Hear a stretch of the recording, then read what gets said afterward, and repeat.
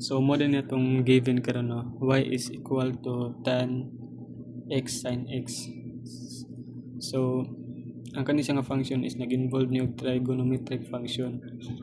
So ang una ding buhaton is kuha ni ang derivative. So tan u is equal to secant to u. Then mao ni ang u sa tangent. Then ang kani mo na tong u kani.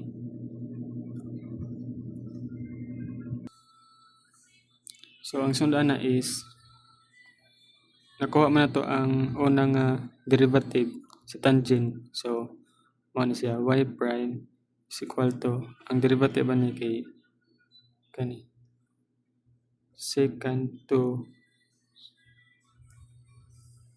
then copy lang.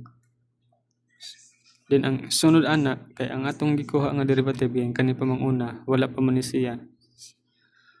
So para makuha na to ang derivative ani, so magamit ta og product rule. Kaya kani siyang x kay product of two function man ni. So mo ni atong first term, mo ni atong second term. So copy lang, then parenthesis, then ang derivative sa sin x kay cos x plus copy lang ang second term sin x, then ang derivative sa x kay 1.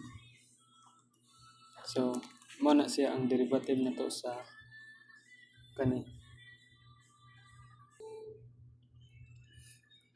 So ato ni siya is simplify, bali multiply each term.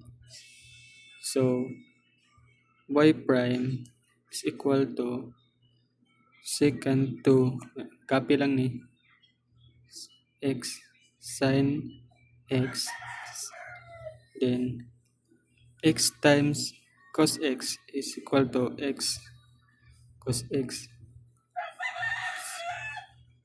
plus sin x times 1 is equal to sin x. So mo na siya atong final answer.